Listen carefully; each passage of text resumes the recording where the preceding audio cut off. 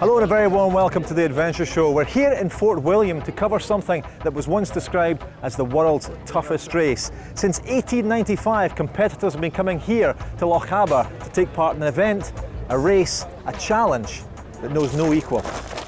Also in this month's Adventure Show, we'll be discovering what attracts over 100,000 people to Ben Nevis each year. We'll be finding out why, after 3/4 of a century, the Scottish Youth Hostel Association is still as popular as ever. And we're out for a blast on our mountain bikes with the author of a new guidebook. But first, to that race. 4,400 feet of ascent and descent up and down Britain's highest mountain, Ben Nevis. The competitors list, believe it or not, is full by the end of February, with many runners coming back year after year to compete.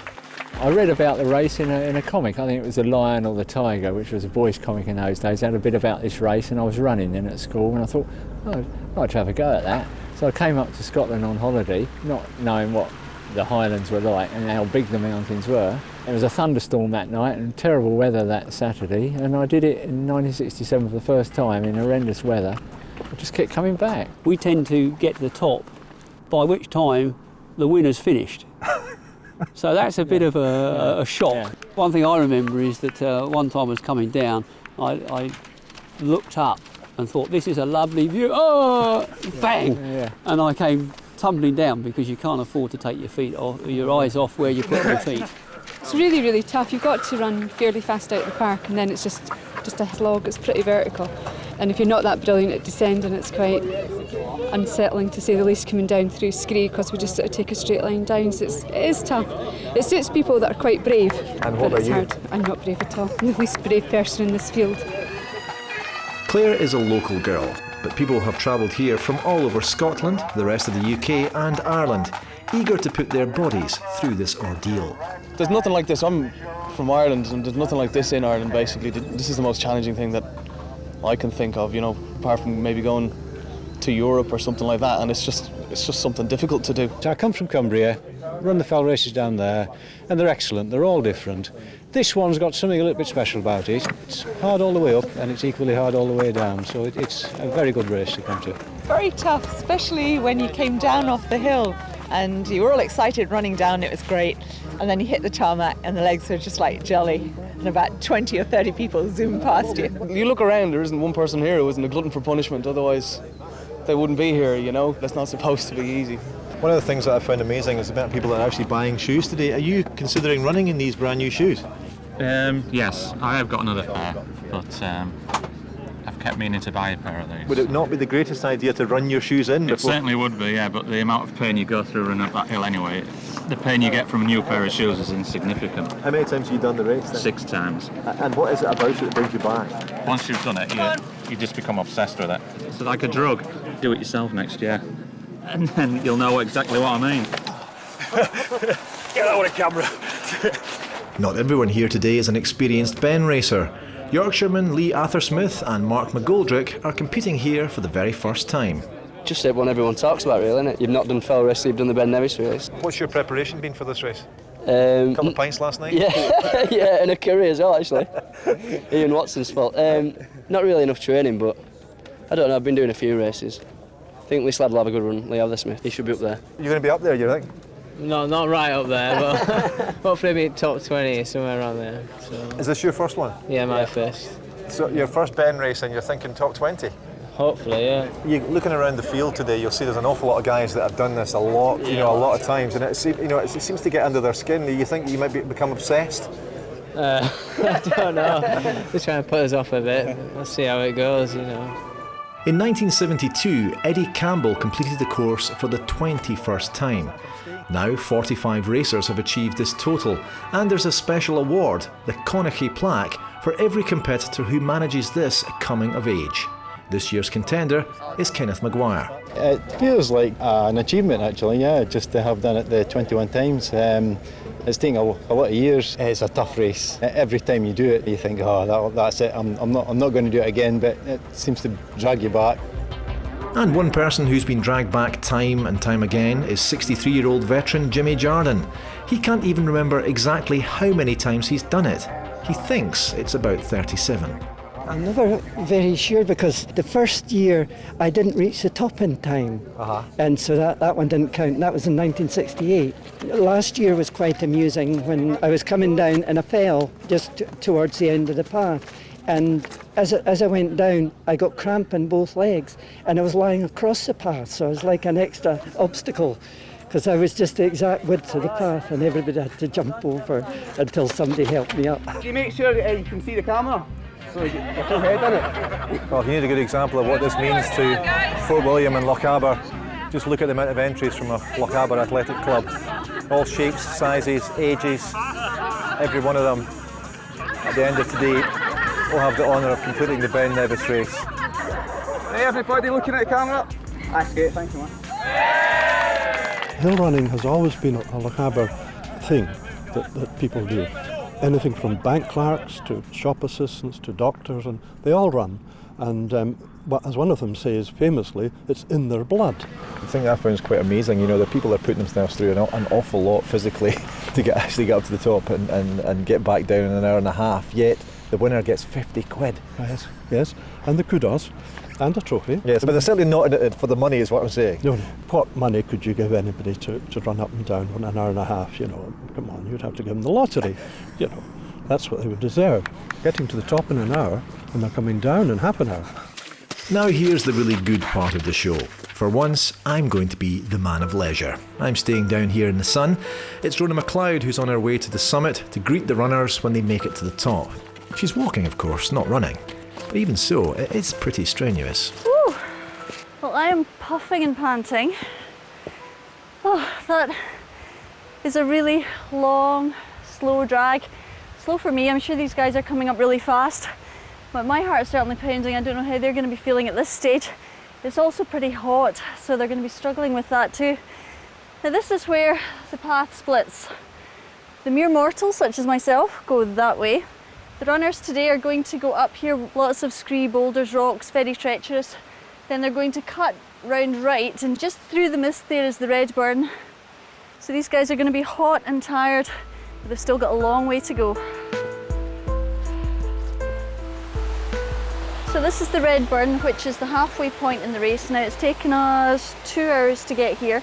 The runners must make it to this point in 1 hour, because if they don't, they're hooked. They're out of the race, they're not allowed to carry on. So how demoralising would that be? So they know they've got 1 hour to get here, they're going to have to go for it. This is another place where the path splits. I'm going that way, the runners are going straight up there. And as Rhona takes the easier path to the summit, I'm off to find out a bit more about this mountain and why it's been such a honeypot for climbers and tourists right from Victorian times.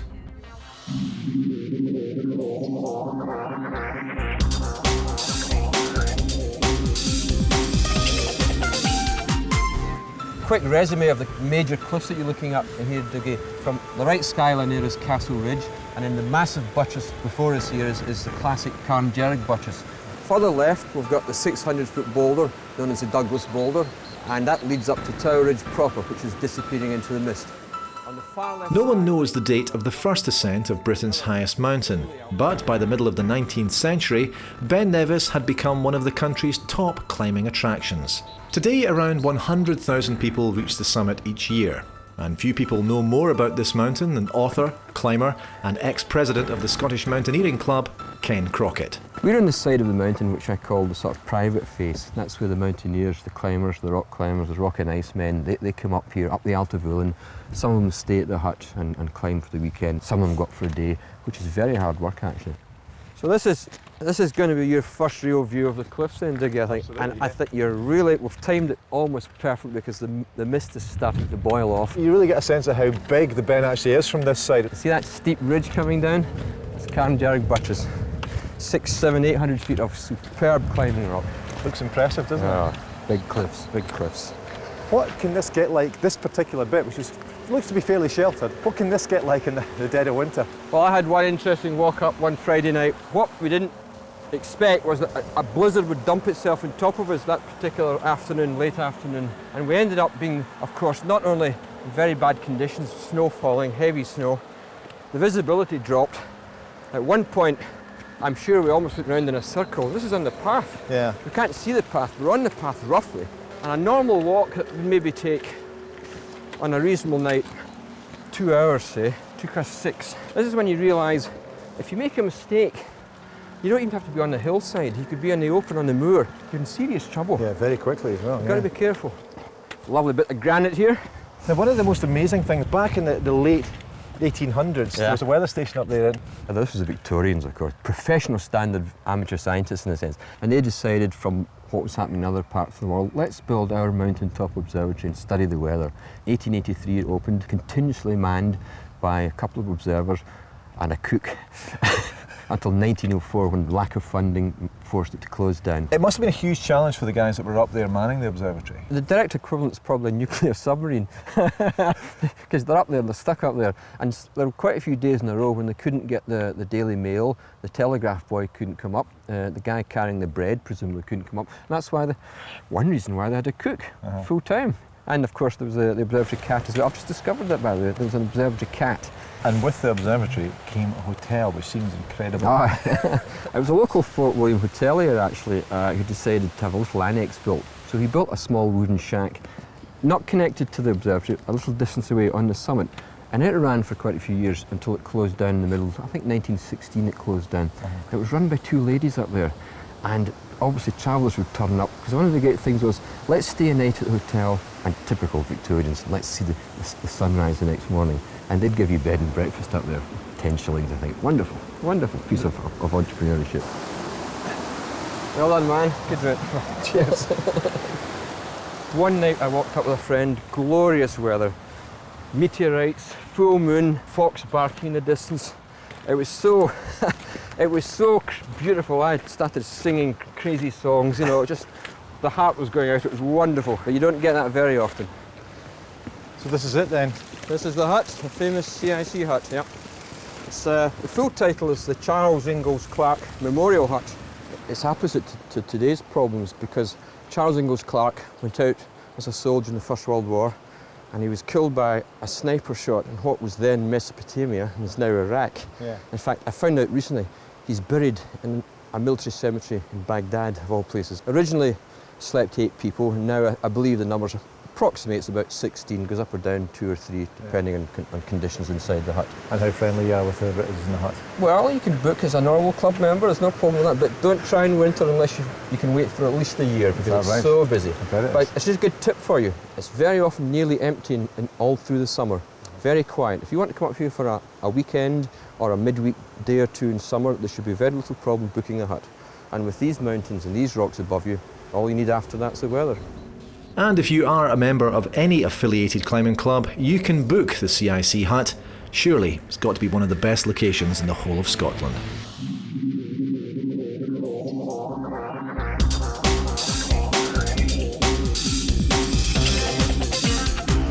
And now we go south of the border to Cumbria, the home of the current record holders for the Ben Nevis race. 22 years ago, Pauline Howarth and Kenny Stewart shared a lift up to Scotland. By the end of the race, they had become the fastest people on the mountain. And later that year, they celebrated by getting married. Kenny made it up and down in 1 hour, 25 minutes and 34 seconds, while Pauline completed the race in 1 hour, 43 minutes and 25 seconds. Since that day in 1984, no one's been able to beat those times. So what was their secret?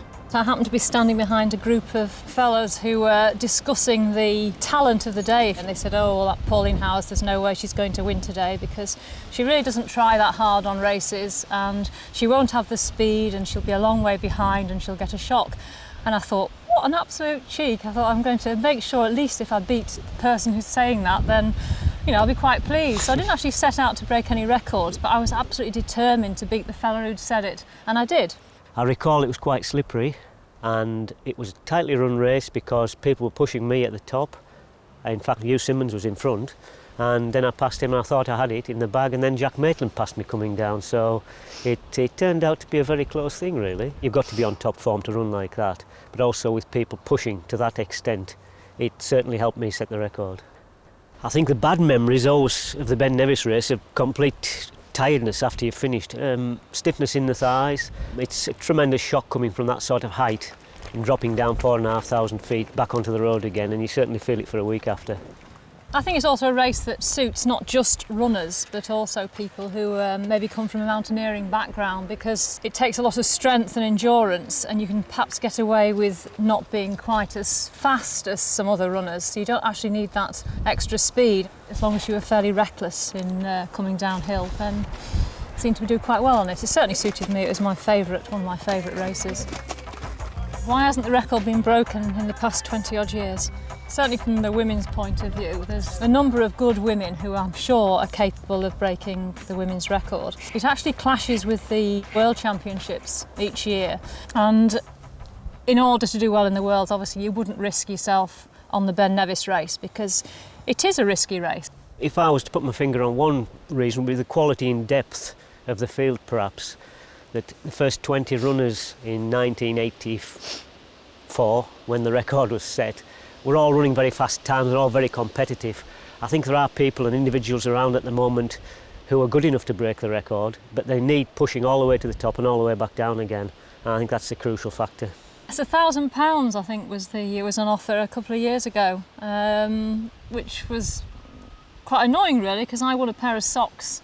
I would say good luck to the next bloke that does, when he does break it. He deserves it. Back to the 2006 Ben race, and the runners are nearly ready for the off. The rescue teams are making their final recce's, and runners nearly made it to the top. So this is a message for Diggy Bypond as I climb to the top of Britain's highest mountain. Diggy, this is the adventure show. It's not the stuff your face full of bacon rolls and cream cake show. My tails are going to be much better tonight than yours. Well, we'll see about that. There's intense competition here again this year, and not only to smash that 22-year-old record. Two of the most favoured runners are from Yorkshire. Thanks. Hello Rob, how are you today? Very good, thank you. You're going to win this year? Records are made to be broken, and Rob Jebb, who won in 2003 and 2005, is one of Britain's finest fell racers. Thank you very much. Have a good race. We'll see you later. Thank you. Does that put any extra pressure on you, your defending champion? You put your own pressure on yourself by whatever, but yeah, obviously you want to win again, but it all depends on how you run and how the other runners go. Rob's teammate and rival is Ian Holmes. Ian has won the race 5 times, and if he's first over the line today, he'll enter the record books as the first person to win it on 6 occasions. So how does he rate his chances? Yeah, reasonable, yeah. I suppose it's probably just going to be between me and Jebby, I'd have thought today. I'd give him 10 years, so he's probably got fresher legs than me. So, but all can happen on Ben. It's quite a big mountain, so even if he's winning by 3 minutes at top, I could still catch him, I think, on a good day. Just friendly rivalry because we're best of friends as well, and of course there's rivalry. Not only do we want to win the race, we want to be the first Bingley Harrier home. What about Rob? Rob's obviously the big favourite, I think, because he's a man in form, isn't he? He's been running really well this year. He's the English champion already. He's very likely he's going to be the British champion as well. So he's got youth on his side. I'd be very surprised if I beat him today. You wouldn't trip him up on the way down or anything? Well, I might do if I caught him. There is pressure though on these two runners from the Scots. One of the favourites is Jethro Lennox, but he's not underrating the strength of the two Bingley athletes. Ian Holmes, he's really good at running down. He won't be probably first to the top, but he'll be challenging there for the way down. But Rob Jebb will be probably first to the top, but he's not so good going down. So you know that even if he's a minute or two ahead of you, he's not quite a good descender, and you just have to not think about it and just go for it on the way down. I did about 1 hour 34, I think it was, 3 years ago, so I'm hoping to get as close to 1.5 hours as possible, so yeah. That could win it though, couldn't it? Yeah.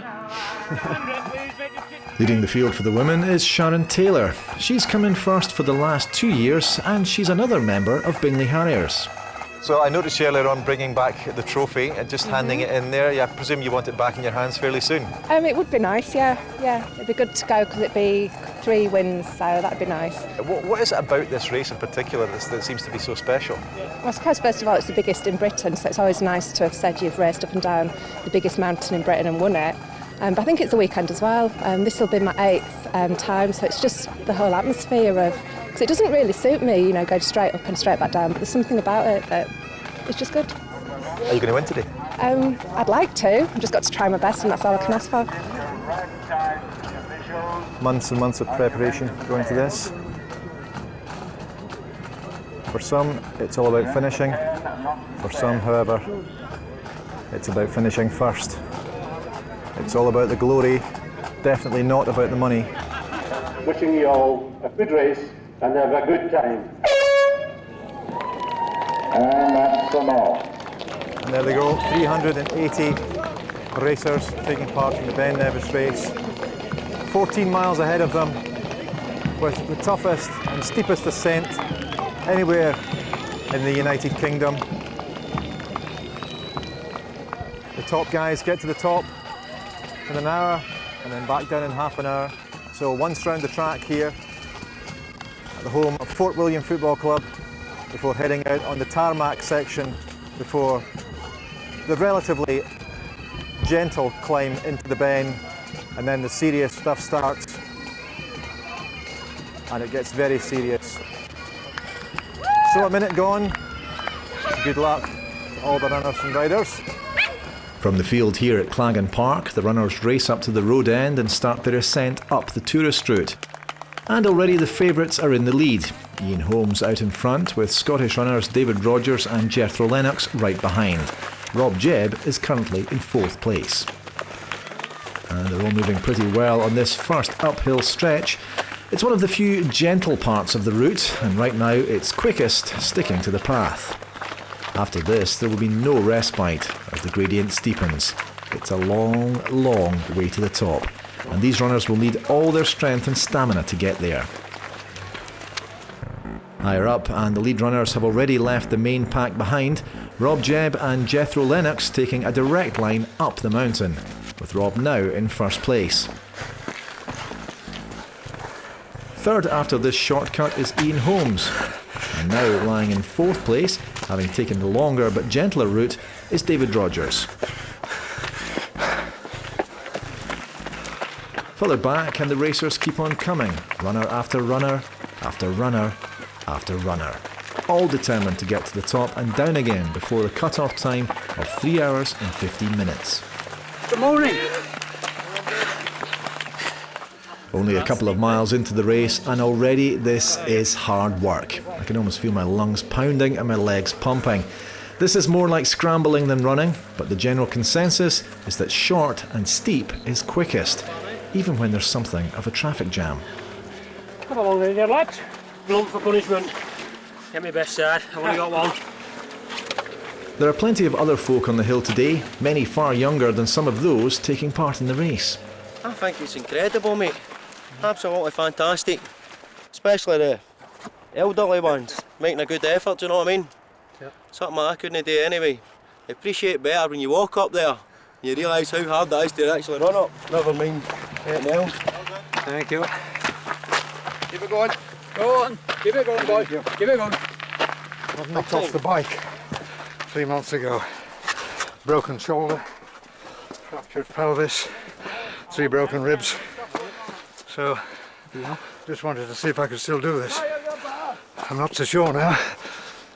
It looks inordinately painful. I do a wee bit of hill running, but maybe get to about this height or something. Stop at this height.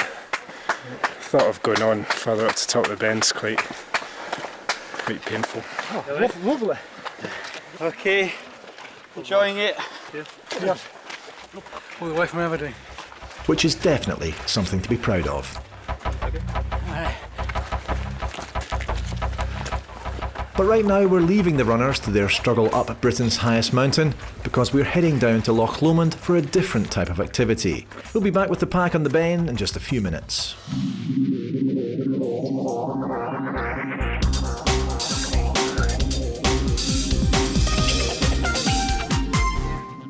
Well, it's a freezing cold winter morning, but the sun is shining and I couldn't be happier because we're here at Inchcailloch on Loch Lomond, which is a truly magical place to me. I've been brought here ever since I was a tiny child and I continue to love the island. This is Graham Hoyk, who's my canoe guide today. And we're going to be doing this in a completely different way for me because I've never actually had to get across there paddling under my own steam. And when we're there, we're going to see something I have never seen before, something really special. So, will we go? Right, I'm all set. Sitting comfortably? Well, I wouldn't say that, but I'm here. Okay, we're off. Okay. Canoes certainly are perfect for wildlife spotting.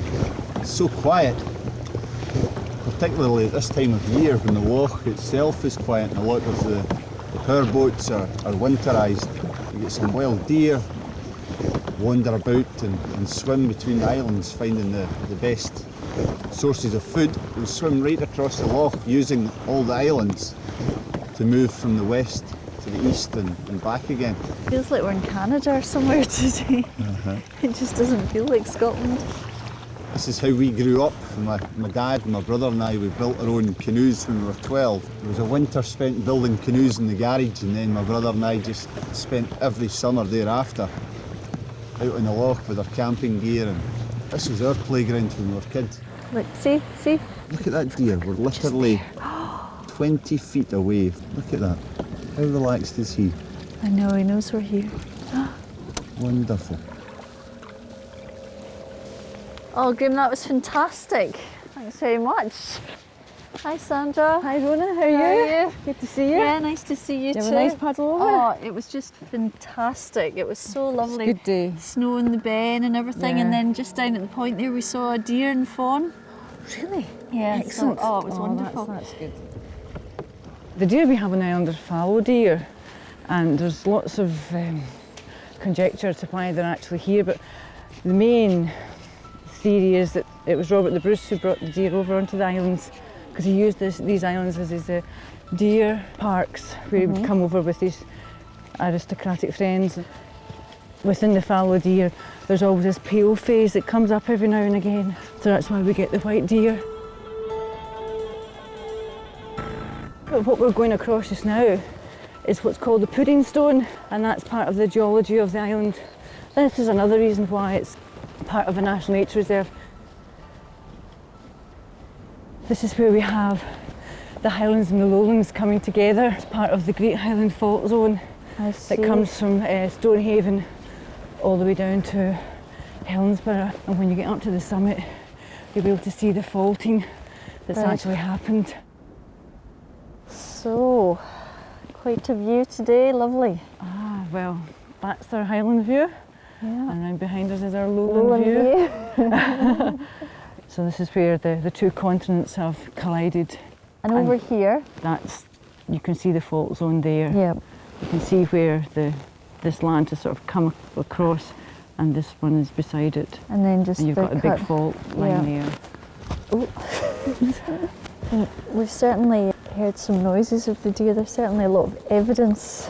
Oh yes, it's often very difficult to see them, but you can see signs of the deer. Yeah. Like here, you can see the sign here, the shape of the footprint there. And you can see there's been a bit of a stamash here, and there's some hairs as well, you see? Yeah. So we've got evidence here, definite evidence. There's a wee bit more there. And there's the big long white hair there. Yeah, that's really long, isn't it? Yeah. So I don't know what's been going on here, but maybe when we walk on further we might see something. You often have to be quite quiet to see the deer. I know. That's it, they're very secretive. Yeah. So I'm sure they know we're here. Oh, they'll know we're here, no we're doubt here. about it. They'll be hiding in the bracken. Watching us laughing. Yes.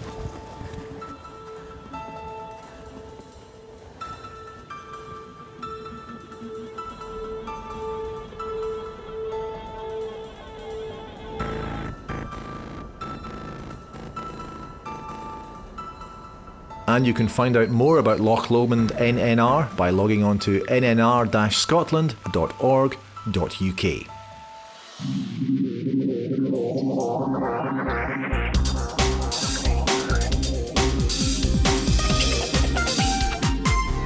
It was a way of getting around the country at a time when most people didn't have a lot of cash. I think it's like convenient for the money. The good thing is too, you can cook here. You can make your own breakfast and dinner. You can go on your own, and you're not on your own because there's always people to talk to in the evening and while you're cooking and things like that. The Scottish Youth Hostel Association is 75 years old this year. They were set up, according to them, to help everyone experience the Scottish countryside, provide health and education advice by providing low-cost accommodation for all. So a hostel, a glorified bunkhouse, you might think. Well, you'd be wrong. Check this place out. This used to be an old hunting lodge, taken over by the youth hostels in the 50s. A pretty mighty hunting lodge, isn't it? It's lovely, yeah. It used to be owned by the Duke of Montrose. We'll just have a wee quick look at these. Oh my goodness, look at that. The stove behind the old kitchen stove. Yeah, it's changed a bit since those days. Aye. So you got rid of the old range now, have you? We have, yeah, and the duties. Brilliant. Right. Okay. There's kitchen and dining. Everything's here. You need to cook. All you need is the food. Obviously, bring your own, or we'll have a small shop. Have a look at some of the rooms. Do you want to see the yeah. bedroom? Sure. Mm-hmm. And you get a real cross-section of ages staying in the hostel, because it's far from being a youth hostel as such. It's not just for you. No, it's from very young to the a wee bit older. Very diplomatic. I'll just show you one of the family rooms we've got and Yeah. a couple of rooms. And also, I guess that people that haven't hosteled before would think that it's like bunkhouses, really, but it's far from that these days, isn't it? No, it tends to be small rooms. Like this is a family room where we can take up to 5 people. Changed from the large 20 people. That's it, the bunks in those big days, dorms and somebody snoring. A lot has certainly changed since the early days of hosteling, when large dormitories and bunk beds were the norm, and formica tables filled the dining rooms. Today's hostels are still popular, full of people from this country and abroad, and many who've been hosteling all their life.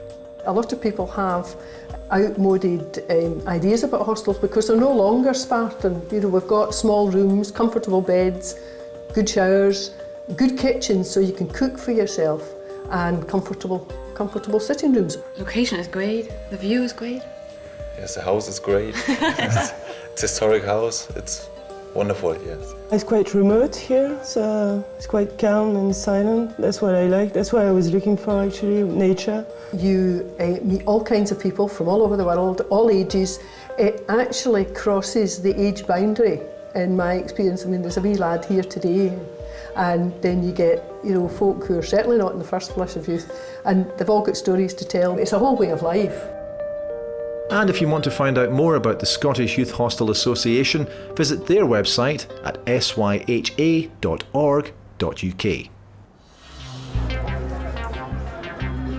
Oh, welcome back to the Ben Nevis race, but you're in the wrong place. There must be at least halfway up the hill by now. What about the runners doing? Nice down here. Up here just now it's really quite cold. It's a different world from down there where we started. Conditions for the race today are not that bad, but with nearly 400 competitors on the hill and a Scottish summit height of over 4,400 feet, no one underestimates the seriousness of this mountain, least of all those in charge of safety. The doctor for Lochaber Mountain Rescue is Jim Douglas. The potential for injury here is obviously quite substantial, falling and tripping, etc.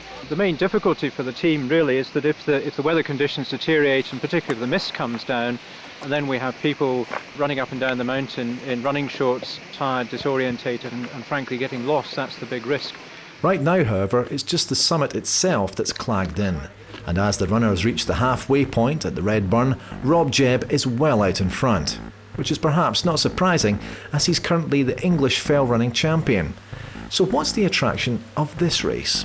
It's a very special race, obviously, because it's the highest mountain in the country and over probably real difficult terrain, you know, and it's just special because it's got so much history and it's the highest mountain in Britain, and all the best fell runners have won it, so yeah, it means a lot. And as Rob disappears into the mist, teammate Ian Holmes and Scotsman Jethro Lennox are battling for second place. Jethro finds this part one of the trickiest of the whole race. Just after the Red Burn, halfway, it gets quite rocky, and so your stride changes a bit because it gets more rocky and it's a bit tougher there, and you have to really get into a different rhythm. Right now, 5 times winner Ian Holmes is in front of Jethro Lennox, but only just. First year I ever did it, set off, and I was only young then. I'm 40 now, but I was probably in the early 20s. I got to the top, and I was begging for food off people, you know, because you just needed some food, some sugar inside you. And the marshal at the top, he pulled our bag out of his rucksack, and it was full of sausage rolls. So like 6 hands full of this. And I was flying along the road at the end. I've never felt that good running along the road at the end that I did after all them sausage rolls. I think I was a vegetarian at the time, Ben. Yeah, but I was that hungry. I thought I have to eat somewhere.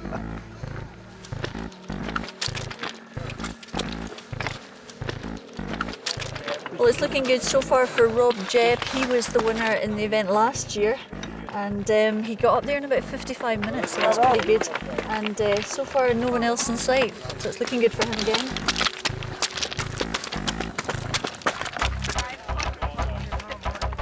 Well, these are the runners who are going to be second and third to the summit. The second one, number 31 there, that's Ian Holmes. He's won this event 5 times, and if he does it again today, that would be a new record. So obviously very experienced. We had the first runner in, and then about 4 minutes later the next 2 came in, but it doesn't mean that it's a fait accompli for Rob, who went through first, because the downhill is so treacherous and races are definitely won and lost on that as well. And as these first 3 runners start the descent, the rest are still toiling upwards.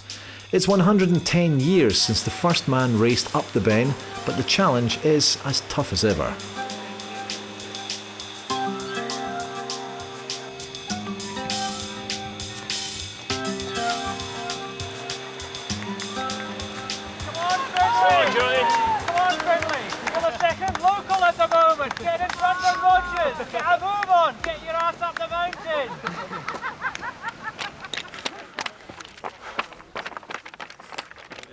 So that was Andrew Roberts' show coming up here. He's the 4th runner to the top, and it's amazing the speed that they can run on these stones. I mean, I walked on it, take it from me, I was not moving fast at all. He obviously had a wee bit of difficulty there getting tagged in, and I don't know whether he's not done the race before or is a bit disoriented even, but here's a couple more coming through now. The first official ladies' race wasn't until 1978. They're still a minority in this sport, but top competitors like Sharon Taylor are faster than most of the men. It doesn't matter where you are in the field, there's always a race going on, and I think being a woman, there's not as many women that race, so the men that are racing around you always give you cheers and are quite supportive. So it is good, and there's quite often a few men that, you know, because you're a woman, they want to get back in front of you, so they'll race you to get in front of you and then slow down and then get back in front of you. So yeah, there's quite a few battles going on. Well done, Sharon. How are you feeling? So I've just seen Sharon Taylor go through. She's the first woman to the top, and her time at the moment is about 1 hour 13, and she's really far up this field, so fantastic performance from her so far.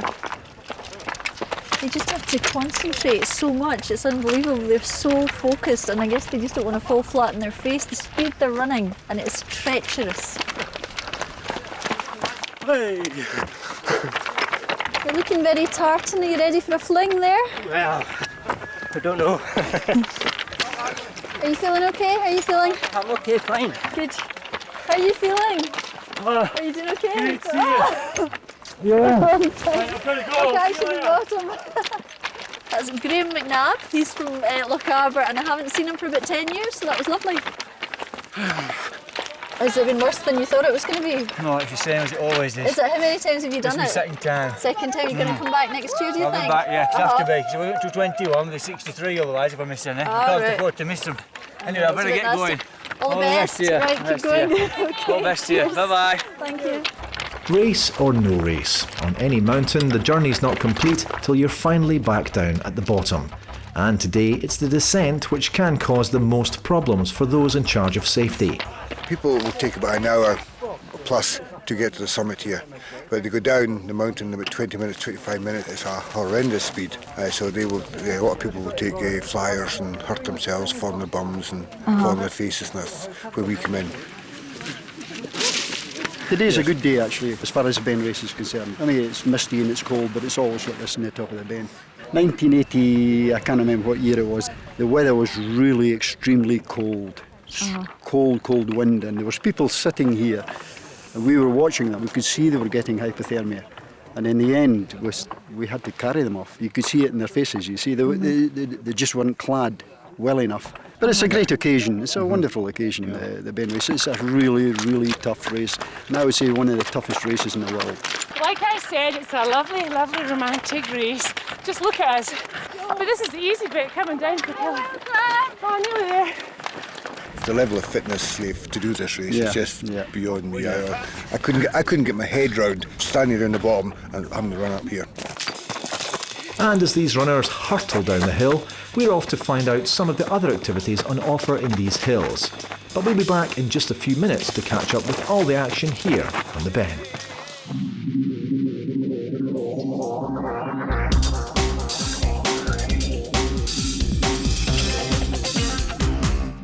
Nowadays, if we go into the hills, whether on foot or by bike, we try to keep the weight down. And I don't just mean by dieting, I mean all the gear we have to carry. And that's where these pocket mountain guides come in. They do exactly what they say, they fit neatly into your pocket. They're also beautifully illustrated and give enough information to inspire you to get out and into the hills. The Pocket Mountains series of walking guides has been very successful throughout the UK, really, not just in Scotland. It's done very well down south, so I think people love that kind of format. It's very easy, you can take it with you into the hills if you want. It's pocket-sized or bite-sized little descriptions of routes and trails. But the guides are not just about walking. Former Commonwealth Games cyclist Richard Moore is the co-author of a mountain bike trails guide featuring 40 of the best routes in Scotland. And I joined him in the shadow of the Ben to explore one of the rides in the book. The mountain bike is slightly different to the walking in that the walking guides are more almost instruction manuals to certain walks, whereas the mountain biking is also about the feel of a ride. And it's not just about where to go, it's actually what the trails are like and what it feels like to ride there. This is one of the shorter rides in the book. It's a blast really, and it's all off-road. It's great fun, and it's very, very easy to do. And shall we put a spot on now? Aye. But there has been a real explosion in the sport. I mean, I almost thought that mountain biking had reached the height of its popularity, because I thought it just can't continue to grow like this, but it has. It's amazing. I thought it had maybe peaked in the early 90s, to be honest. You go down to any of the main centres in the weekends, it's a bit like a golf club at the weekend. You see... With more cuts and bruises. You see hundreds of people there. A lot of my friends who previously wouldn't have dreamt of getting dressed up in lycra, and now they're down there every weekend, So, and they're the type of people the book's aimed at as well. I think exactly that, because I think the dedicated centres of a weekend are busy. I guess one of the things about the guide I thought that, it gives you a chance to go out and do some free riding on your own and explore. The centres are a great place to start mountain biking, and no matter how experienced you are, you'll always go back there as well. So the centres are all in the book, but for those people who go regularly to the centres, we wanted to offer them a little bit more as well. Mountain biking is better fun. Oh my goodness gracious. I'd done road cycling for a long time, 15 years or so, and around about 2000, 2001, the Forestry Commission started building trails. That really opened my eyes to the joys of mountain biking, I suppose, because previously mountain biking was a bit hit or miss. You'd ride along trails and you'd have to find your own routes, whereas these new trails that opened up were dedicated mountain biking trails, and I just found them fantastic fun. Brilliant fun.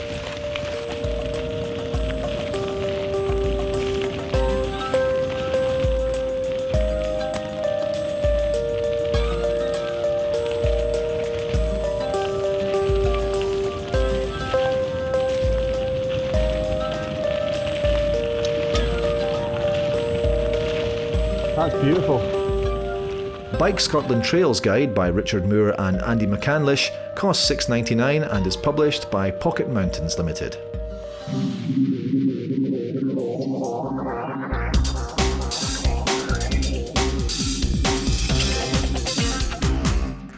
Here on The Adventure Show, we aim to bring you the very best information about outdoor equipment and clothing. This month we're looking at something comparatively new, something manufacturers are pressing us to buy, the soft shell. And there's no better person to advise us how to spend or save our money than long-distance walker and gear expert Chris Townsend. Chris, back in the 70s when the pile jacket was introduced, it kind of revolutionised what climbers and walkers were wearing. Of course, the fleece came in the 80s, but nowadays we're saying everyone has to have a soft shell. What's your opinion on that? The advantages soft shell has is in particular on a day like this, when there's a cool breeze, there are showers of rain, but it's not raining long enough that you want to wear a waterproof all the time. Neither do you want to take your waterproof off, put it back on again, take it off, put it back on again, which gets tedious. Soft shell is windproof, or should be windproof, a good soft shell.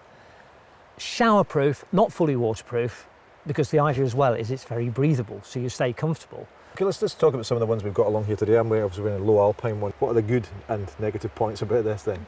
Well, the immediate negative point is there's no hood. So if your ears get cold, or if it rains, what do? This has got a hood on it, which I've already had up, as you know, a couple of times today because we've had showers. And it's easy, you put the hood up, you don't get wet, you put it down again as soon as the shower's off. Much easier than a hat, and I haven't had to put a waterproof on. This is good design because it has got a hood, it's even got, you know, a slightly stiffened peak for the wind, it's got a water-resistant front zip, it's got pockets that are high up, so if you've got a climbing harness or a rucksack hip belt on, you can still use the pocket. Nice blue one here. Again, no hood. Again, the problem is no hood. Again, the pockets are nice. The fabric, again, is nice and soft. Like most of these, you also notice it stretches. They move, yeah, exactly. That's good. Things like scrambling, climbing, ski touring, you know, it's useful to have jackets that will move with you and can be, therefore, relatively close-fitting. The Berghaus one has a hood, but a very, very kind of thin... Yes, unusual hood, isn't it? It's got mesh lining, and it's just nylon. So not as warm as, say, this hood, which is the full soft shell, but at least it's got a hood. And it disappears away into the collar as well if you don't want it, Regatta, bit of a colour this one, but Regatta are a company that, you know, they make stuff and it's cheap, it's kind of high street. Did they get a bad press, do you think? Because, let's face it, there's a lot of fashion involved in what you wear out in the hill. The Regatta stuff doesn't always use, you know, the very top brand fabrics, but it's value for money. Hasn't got a hood, but then as we've seen, neither are some that cost an awful lot more money. Well, let's do the thing we often do on the adventure show. Let's give us marks out of 10. Let's start with the Regatta. 6 for the price. Rab Extreme. 7. 7. Berghaus with the hood. 8. 8. Millet with the hood, but quite thin. 9. And this? 6. It's going back down the way. And I go back to 8 for this one. I think that's the rain coming on, and you've got a hood and I haven't, but you test these things all the time, you test kit all the time. Do you think that a soft shell is an essential piece of kit? Would you buy one? No. What I actually think is far more versatile is a lightweight fleece, old-fashioned I know, but they still work, and a windproof top, not a waterproof, but like a Pertex windproof. Wear the two together, you get the same performance as a soft shell, they will cost less, and you can wear the two items separately as well, so they're more versatile. Chris, there are marketing men all over the country throwing things at the television at this minute. Thank you very much. Welcome back to the final stage of the 2006 Ben Nevis race. The runners have been at it for over an hour. At the summit, Rob Jebb was a good 4 minutes ahead of his nearest rivals, but he knows that Ian Holmes is strongest on the descent, so he'll not be wasting any time today. And he certainly isn't. Already he's off the scree and onto the lower grassy slopes, almost gliding down the mountain and making this steep descent seem effortless. Here's Ian now, still well behind Rob, but has taken second place from Jethro Lennox. Ian's really showing the power he's got in the descent, but has he got enough in him to catch Rob? Well, it is still a long, long way to the bottom. But there's no stopping Rob Jebb as he heads straight down the final stretches of this hill and rejoins the tourist path. And will he be thinking about that 20-year-old record? 1 hour, 25 minutes and 34 seconds is the time he'll have to beat. I'm not sure though he's quite fast enough today. And just entering the park now is Rob Jebb of Bingley Harriers. He's run this race like a real champion. 14 miles of gruelling, non-stop physical action. And Rob Jebb takes the applause and wins for the second year in a row. And Very well done to Rob Jebb. Rob, you said you were feeling fit before the race, and you've absolutely breezed it again this year. Well done. Oh, thank you very much. It's a tough time to talk to you, but my goodness, how was it for you this year? Quite warm. Yeah, it was warm, but slippery underfoot, so made it a bit more treacherous and difficult. You're already English champion now, Ben champion 2006. You must be very proud of that. Yeah, I've had a great year. Congratulations, well done. Thank you. Still on the hill, fighting it out for second place are Jethro Lennox and Ian Holmes.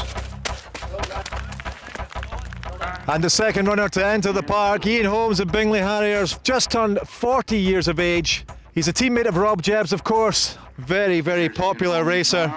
Well done to Ian Holmes. Well, Ian, you look as if you've just been out for a wee walk in the park. Yeah, I think I will. You only go to halfway, don't you? Yeah. Congratulations. I mean, it was always going to be a tough one against Rob. Rob's in supreme form, but second isn't bad. It's not bad for an older, no. As soon as we got climbing on the bend proper, Rob were away. And I know if I can keep within a couple of minutes, I'll catch him on December. I have 4 minutes on me at top. Yeah. So we all are will in the world, I was no way I'm going to catch him. And third into the park, Jethro Lennox, the Scotsman, the first Scot home. He said before the race he wants to be first Scot home, and that's exactly what he is. Putting a bit of a spurt on at the end, but my goodness, you can see what kind of effort these guys put in this Ben Nevis race. Really grueling, grimacing over the line. Number 442, third place for him. And if ever you want a picture of just how tough this Ben Nevis race is, look at Jethro. Completely spent after his effort. Jethro, this is probably not the best time to talk to you, but you wanted to be first Scot home, and you certainly are. How are you feeling? Tired. I bet you are. How were conditions today? Good, yeah, good conditions, but not, well, it was okay run. I was pleased with finishing third, but time wasn't as good as I'd hoped, and just tired legs. Yeah, towards the top where it was really rocky, and just trying to hang on to Ian. But I knew he'd be strong in the descent, and I was just ahead of him at the top, but again, just nothing in my legs on the descent. Still third, I was pleased with that, and as you say, first Scot, can't complain. The hard work may be over for these top guys, but it's a different story up in the summit. Well, at this stage, the runners have been on the hill for 1 hour 40 minutes. They've only got 20 minutes left if they're going to make it to the top without being cut and pulled from the race. So obviously exhausted at this point. How's it been for you? Fine. Yeah, you enjoying it? Yes, thank you. Good job, keep going. So how many times is that? 21 times. 21 times, congratulations. How does it feel in your 21st time? Pretty good, Yeah? It doesn't seem like 21, but 21, so that's good. I'm just taking my time. You're taking your time? I'll take my time going down just so to make sure I finish. Good luck on the way down. So are you enjoying yourself this fine Saturday afternoon? This is my 29th race. 29. And I've taken a different route every time I come up here. So hopefully I'll get down in about 2:45. But the hard work starts Good, now. well we won't hold you up. Well done. And once again this year, Sharon Taylor's leading the assault for the women. What a superb runner she is, well up there with the top men. It's Sharon Taylor. So here she is, Sharon Taylor, coming round the last corner, taking the Ben Nevis race for the third year in a row. Looking very strong indeed. A welcome drink after that supreme effort. Sharon, winner 3 years in a row, congratulations. Thank you. I'm tired. It was a hard one this year. Yeah. I think it was warmer than probably what you think with the weather this morning, and it was slippy underfoot. So I had a really strong climb. I was really chuffed because I was in front of people that I'm never usually in front of, but I descended like a girl. Not good. Winning 3 years in a row as well, that's pretty special. Oh yeah, definitely. I mean, probably won't last though, that's probably it now. But I'll be back next year to give it yet another go. So are you enjoying yourself today? Oh, it's absolutely fantastic. Look at the view. Yeah, we're hoping to see it soon. Well, even though these guys are going to be feeling pretty tired, they have actually got the best of the day. The view is clearing at last. We're going to see back down to Fort William. However, there's only about 7 minutes left before they start to take the runners out of the race. because that'll be 2 hours have passed. So there's going to be a bit of a sprint over the next 5 minutes to make sure the runners can get down again.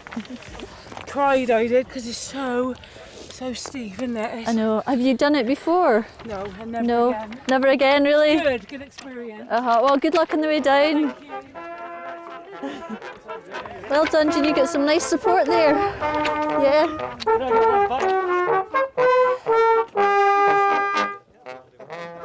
So that's it from the highest point in Britain and also the halfway stage for this race. 380 runners began the race, 376 made it up here to the top. Let's hope that 376 make it back down again safely. And there, of course, they can be interviewed by the bacon butty boy himself, Dougie Vipeland. The focus of crossing the finishing line is all important for the runners in the Ben race, but of course, as soon as you get over, the body relaxes, the legs give way, and breath becomes very, very important. 165 is Paul Johnson, Ellenborough, 389 He'll be dancing the Highland Fling in a couple of hours, but at the moment, it's on the back, and just reflect on the glory. 83. Every year I say never again, but it's just brilliant, absolutely brilliant. A buzz it gives you, man. See coming downhill, shove an Englishman out the way, it's tremendous. They can't run downhill, it's great fun, yeah. How we doing? Away from London. And as the final runner staggered down the mountain, confirmation of those top positions. Rob Jebb once again took the title for the men in a time of 1 hour 29 minutes and 31 seconds, over 3 minutes ahead of his teammate Ian Holmes. As for the women, Sharon Taylor came in first in 1 hour 57 minutes and 10 seconds. And first-timer Lee Athersmith came in fifth. Well, I spoke to you before the race, and when you were saying it was your first Ben race, and you were saying you wanted 143, but my goodness, you were well inside that. Yeah, 139, so I'm very pleased. But I said 143 to give me a bit of leeway. I had a really good descent, really. I got quite a feel on the descent. So your first Ben race, you finished fifth. You must be thinking about winning this in the future. Well, yeah, I'm only young, so a few years maybe. But whatever their times, there's a real, genuine sense of achievement for everyone who's finished the race. Hello. How are we doing? Well, I'm hoping that maybe the fastest over 70 time, but I don't know. Great support all the way up. And all the English were out giving it, yay! It's the 21st Ben Nevis race for me, so whether I keep on going I'm not sure, but there's people who have done it 30 times and 37 times. Whether I can beat that I'm not sure. I'll hang up my shoes tonight anyway and I'll have a beer. Oh, it was great fun, it really was great fun, yes. Saw a whole lot of my old pals up the vein there. So if you've done 37, are you going to go for 40? Well, I think so. I had about 7 minutes to the cut-off point, so if I lose a minute a year, I should have available. I think it's awesome. What I heard is supposed to be the best and the greatest mountain racers that come here to Ben Nevis. Hey, they're all mad. Nutters. We're mad as a hatter. Absolutely must be mental. Absolutely crazy. A breed of their own. Madness. They're mental. Absolute madness. We saw him going past us and then he's back down past us again. Must have been about 15 minutes and we thought we were doing a fair lick down the mountain. All right, Ernie. Oh, it's great to watch, I think they do well, all ages. Their sense of balance is just absolutely incredible. When they come down the grassy slope up there, I mean, they run down it like mountain goats. And that's it from this month's adventure show. We'll be back in the new year when we're off to Tiree, hopefully for some wind, waves and fun on the water. We'll see you then.